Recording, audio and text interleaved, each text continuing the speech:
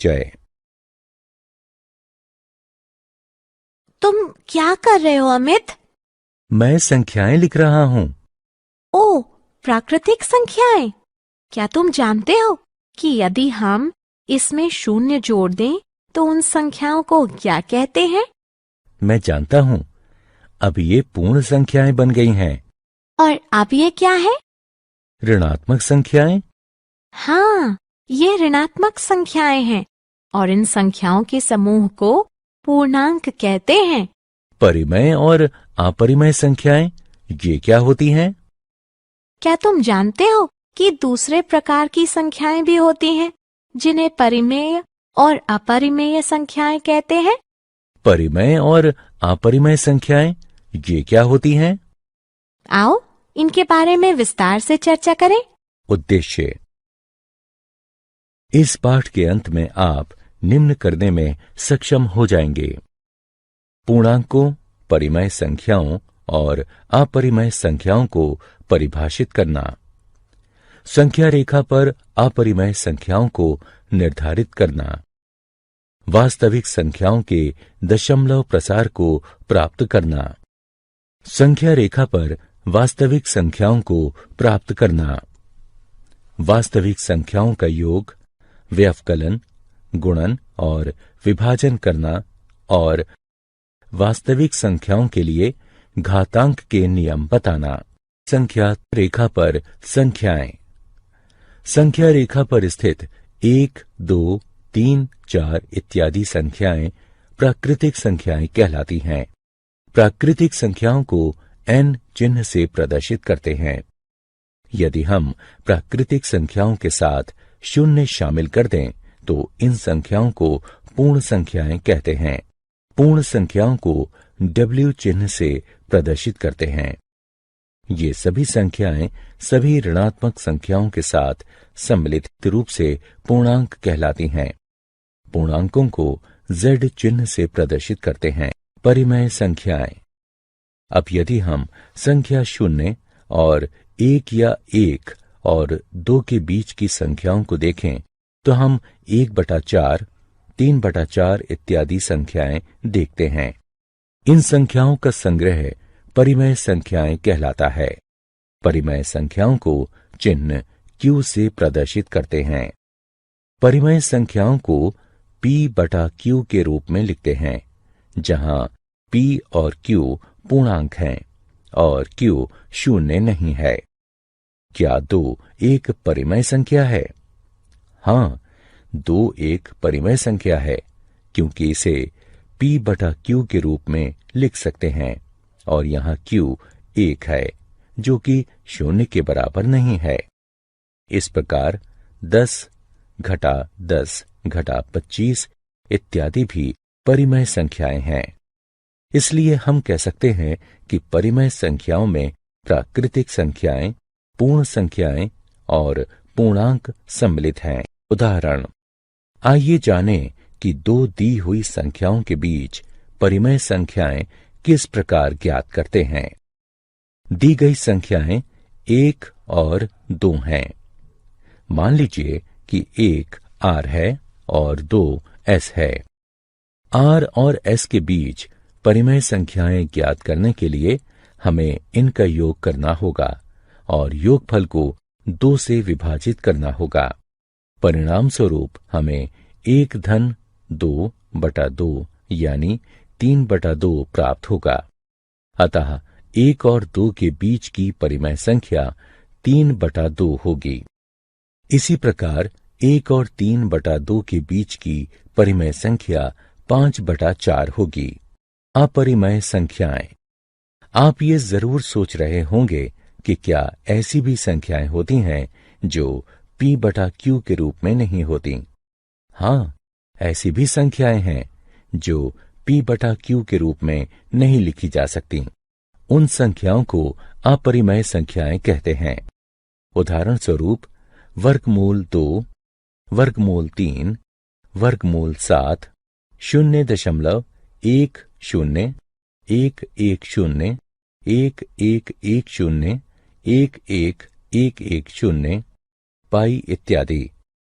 यदि हम सभी परिमेय संख्याओं और अपरिमेय संख्याओं को एक झोले में एकत्रित करें तो संख्या रेखा पर कोई संख्या नहीं बचेगी और इस संग्रह को हम वास्तविक संख्याएं कहते हैं। अतः एक वास्तविक संख्या या तो परिमेय होती है या अपरिमेय। संख्या रेखा पर अपरिमेय संख्याएं। अब हम संख्या रेखा पर अपरिमेय संख्याओं को निर्धारित करना सीखेंगे। आओ देखें कि वर्गमूल 2 संख्या रेखा पर कहाँ स्थित है। इसके लिए हम पहले एक एकक वर्ग OABC लेंगे जिसकी प्रत्येक भुजा की लंबाई एक एकक हो। पाइथागोरस प्रमेय का प्रयोग करके OB वर्ग बराबर होगा 1 वर्ग धन 1 वर्ग के, या OB 1 वर्ग जमा 1 वर्ग के वर्गमूल के बराबर होगा जो कि 2 के वर्गमूल के बराबर होगा। संख्या रेखा पर वर्गमूल 2 को निरूपित करने के लिए हम इस बात का ध्यान रखते हुए कि शीर्ष शून्य के साथ संपाती बना रहे वर्ग को संख्या रेखा पर स्थानांतरित करेंगे। अब प्रकार के प्रयोग से O को केंद्र और OB को त्रिज्या मानकर संख्या रेखा पर एक चाप खींचिए। इस बिंदु को P नाम दीजिए। यह बिंदु P संख्या रेखा पर वर्गमूल 2 के संगत है। संख्या रेखा पर अपरिमेय संख्याएं भाग 2। इसी प्रकार संख्या रेखा पर 3 का वर्गमूल निर्धारित करने के लिए हम OB के लंबवत एकक लंबाई के BD का निर्माण करेंगे। फिर पाइथागोरस प्रमेय के अनुसार OD बराबर 2 वर्ग के वर्गमूल जमा 1 वर्ग के वर्गमूल के बराबर है जो कि 3 के वर्गमूल के बराबर है। अब केंद्र O और त्रिज्या OD के साथ प्रकार के प्रयोग से हम संख्या रेखा को बिंदु Q पर काटता हुआ एक चाप खींचेंगे। बिंदु Q संख्या रेखा पर 3 के वर्गमूल के संगत है। वास्तविक संख्याओं का दशमलव प्रसार। हम वास्तविक संख्याओं के बारे में सीख चुके हैं। अब हम वास्तविक संख्याओं के दशमलव प्रसार के बारे में सीखेंगे। इस प्रसार से हम परिमेय और अपरिमेय संख्याओं के बारे में विभेद कर सकते हैं। आइए पहले परिमेय संख्याओं को लें। हम इन 3 संख्याओं का दशमलव प्रसार ज्ञात करेंगे। यहां हम देख सकते हैं कि 10/3 के दशमलव प्रसार में हमें शेष 1, 1, 1, 1, 1 प्राप्त हुआ। इसी प्रकार 7/8 का दशमलव प्रसार से शेष 6, 4, 0 प्राप्त हुआ और 1/7 का शेष 3, 2, 6, 4, 5, 1 है। वास्तविक संख्याओं का दशमलव प्रसार। द्वितीय, इन सभी उदाहरणों में आपने कुछ ध्यान दिया?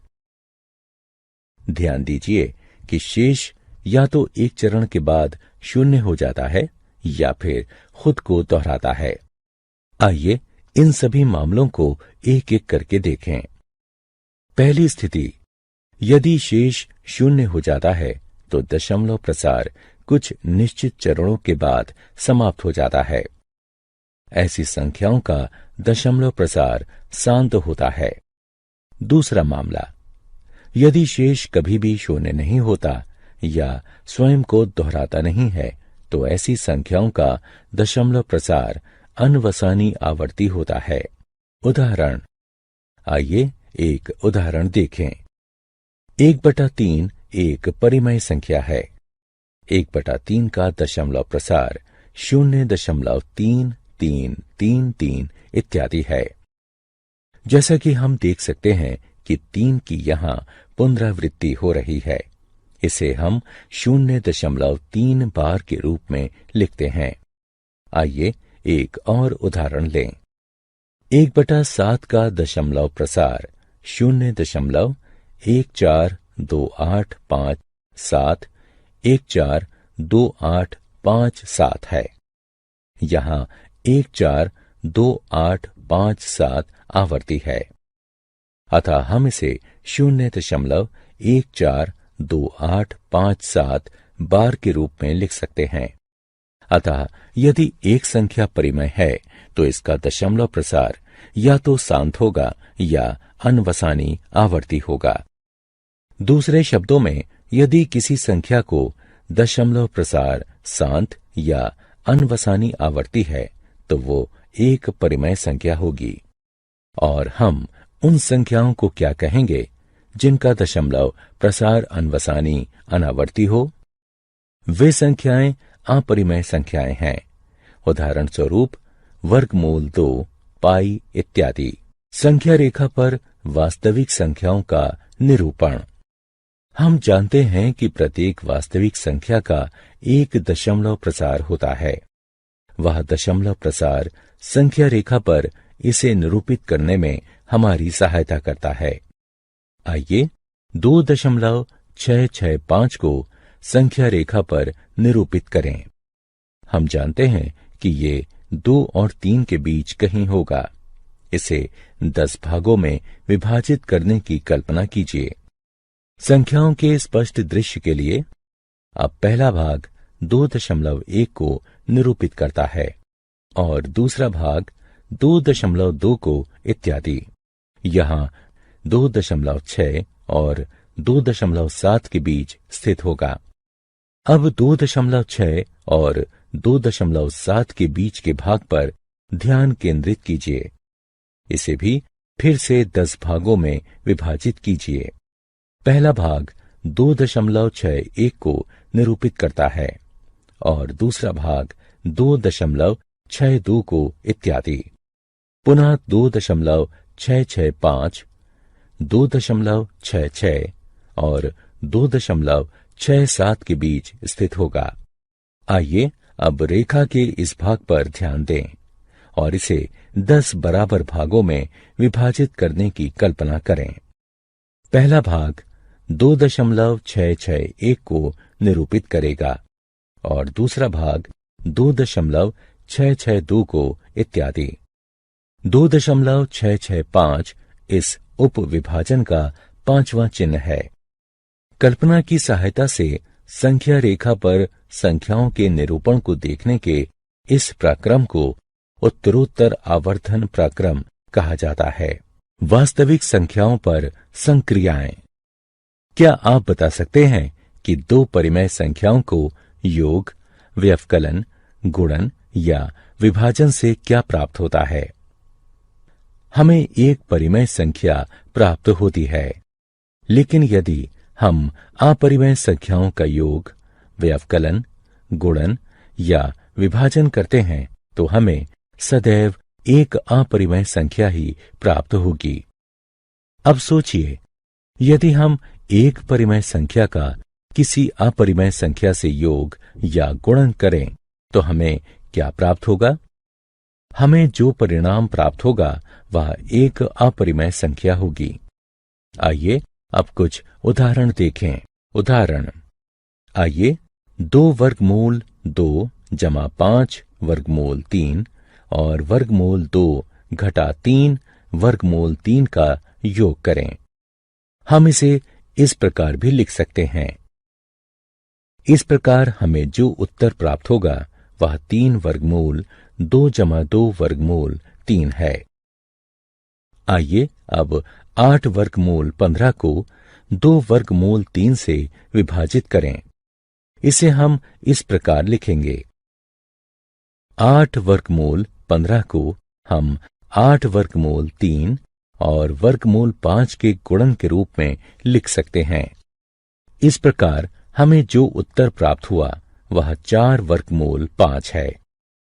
अतः इन उदाहरणों से हम यह निष्कर्ष निकाल सकते हैं कि परिमेय संख्याओं का अपरिमेय संख्याओं से योग या व्यवकलन अपरिमेय होता है और किसी गैर शून्य परिमेय संख्या का किसी अपरिमेय संख्या से गुणन या अनुपात अपरिमेय होता है। सर्व समीकाएं। आइए अब वर्गमूलों से संबंधित कुछ सर्व समीकाएं देखें। मान लीजिए कि a और b 2 धनात्मक वास्तविक संख्याएं हैं, तब a b का वर्गमूल वर्गमूल a गुणा वर्गमूल b के बराबर होगा। वर्गमूल a बटा b वर्गमूल a बटा वर्गमूल b के बराबर होगा। वर्गमूल a धन वर्गमूल b का वर्गमूल a ऋण वर्गमूल b से गुणन करने पर परिणाम a ऋण b प्राप्त होगा। a धन वर्गमूल b का a ऋण वर्गमूल b से गुणन करने पर परिणाम वर्ग a ऋण b प्राप्त होगा। वर्गमूल a धन वर्गमूल b गुणा वर्गमूल c धन वर्गमूल d बराबर होगा वर्गमूल ac धन वर्गमूल ad धन वर्गमूल bc धन वर्गमूल bd के। वर्गमूल a धन वर्गमूल b पूरे का वर्ग बराबर होगा a धन 2 वर्गमूल ab धन b के। इन सर्व समीकरणों का प्रयोग हम विभिन्न व्यंजकों के प्रयोग में कर सकते हैं। हर का परिमयकरण। अब इस संख्या को देखें। संख्या रेखा पर इसकी स्थिति बताना कठिन है, लेकिन हम इसके हर का परिमयकरण कर सकते हैं। इससे हर एक परिमेय संख्या बन जाएगा और हम आसानी से संख्या रेखा पर इसकी स्थिति बता सकते हैं। तो आइए हम हर का परिमयकरण करना सीखें। क्योंकि यहां 2 का वर्गमूल अपरिमेय है, इसलिए यदि हम इसका स्वयं से गुणन कर दें तो यह परिमेय हो जाएगा। अतः परिमयकरण के लिए हम 1 बटा वर्गमूल 2 का वर्गमूल 2 बटा वर्गमूल 2 से गुणन कर देंगे, क्योंकि यह 1 के बराबर होता है। इसलिए 1 बटा वर्गमूल 2 बराबर होता है वर्गमूल 2 बटा 2 के। अब 1 बटा वर्गमूल 2 को संख्या रेखा पर निरूपित करना आसान है। यह 0 और वर्गमूल 2 के मध्य स्थित है। वास्तविक संख्याओं के लिए घातांक नियम। घातांक के नियमों को याद कीजिए। यहां a को आधार तथा m और n को घातांक कहते हैं। यहां अनुमान लगाइए कि a की घात 0 क्या होगा। हाँ, a की घात 0 1 होगा।